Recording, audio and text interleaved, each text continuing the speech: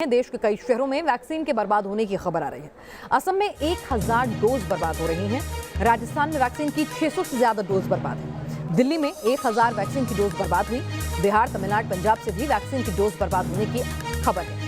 और वैक्सीन की डोज की जो बर्बादी हो रही है उसके पीछे कारण क्या है, इससे सरकार की टेंशन जो है वो बढ़ रही है। कहाँ तो हम ये कह रहे हैं कि अभी इतनी बड़ी आबादी के लिए वैक्सीन प्रोड्यूस होने में टाइम लगेगा और इसलिए सब तक वैक्सीन पहुंचेगी उसमें एक लंबा वक्त लगेगा। तो ऐसे में अगर वैक्सीन की डोज जो है वो बर्बाद हो रही है तो वो सवाल खड़े करती है, क्या कहीं कुछ प्रोसेस में, क्या प्रोक्योरमेंट में कहाँ कमी रह रही है जिसको दुरुस्त करने की जरूरत है।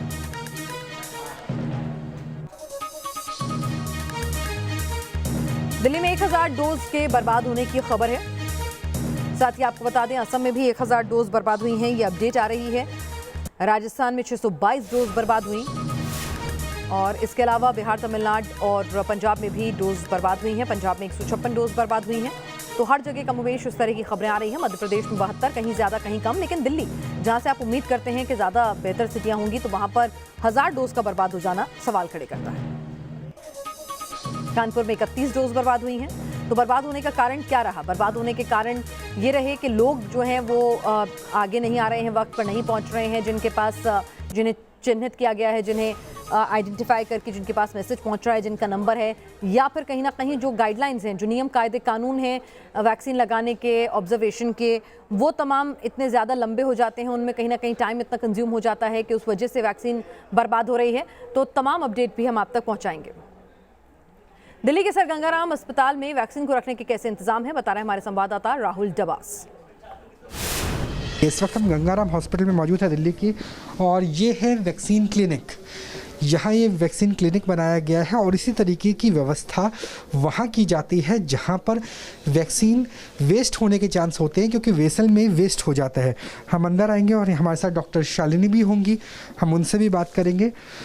तो इस तरीके का कोल्ड चेन फैसिलिटी बनाई जाती है। नॉर्मल फ्रिज है, क्योंकि कोवैक्सीन और कोविशील्ड दोनों ही वैक्सीन ऐसी है जिन्हें हम नॉर्मल फ्रिज के टेम्परेचर पे 0 to 7 डिग्री पे रख सकते हैं, और यहाँ पर टेम्परेचर 2 to 8 डिग्री पे रख सकते हैं, और यहाँ पे टेम्परेचर के लिए मेंटेन किया हुआ है। और यहाँ पर अगर मेरे विजय दिखा सके, मनोज में चाहूँगा मनोज आप अंदर आएँ, थोड़ा दिखाने की कोशिश करें कि इस तरीके से जो बची हुई वेसल्स हैं जिसमें वैक्सीन है वो संभाल के रखी जाती है ताकि अगले दिन इस्तेमाल हो सके, वरना ये 4 घंटों के अंदर ख़राब हो जाएंगी। मैम अगर बात की जाए किस तरीके से आप मेजर करते हैं जो शाम को वैक्सीन बच जाती है, उन्हें कैसे आप सेफ हाउस तक पहुंचाते हैं और अगले दिन तक इस्तेमाल होते हैं ताकि वैक्सीन की वेस्टेज रुक सके?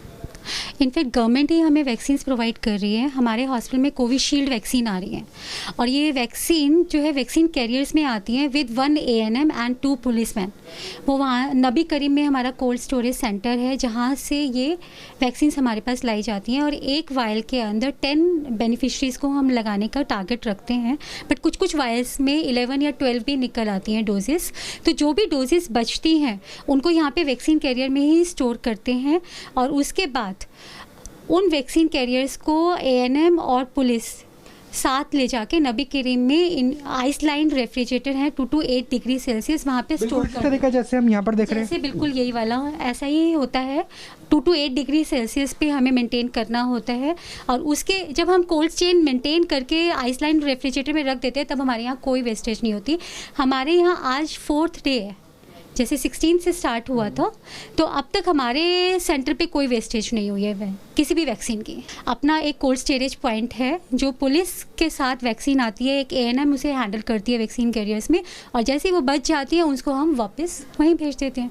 तो पूरा कोल्ड चेन मेंटेन कर रहे हैं। बिल्कुल, दिल्ली में तो कोल्ड चेन मेंटेन हो रही है, राजधानी है, बड़ा शहर है, लेकिन ऐसी ज़रूरत लगभग पूरे देश को है, क्योंकि अगर 10% भी ये वेसल में वेस्ट हुए, डोज वेस्ट हुए, तो उन हज़ारों लाखों लोगों तक डोज मुहैया नहीं हो पाएगी जिनकी भारत में ज़रूरत है। और ख़ास तौर पे जब कोरोना के खिलाफ कारगर वैक्सीन बहुत से देशों में बन नहीं पाई है, ऐसे में वेस्टेज को रोकना बेहद महत्वपूर्ण कदम है। वीडियो जर्नलिस्ट मनोज कुमार के साथ राहुल डबास, न्यूज़ नेशन, दिल्ली।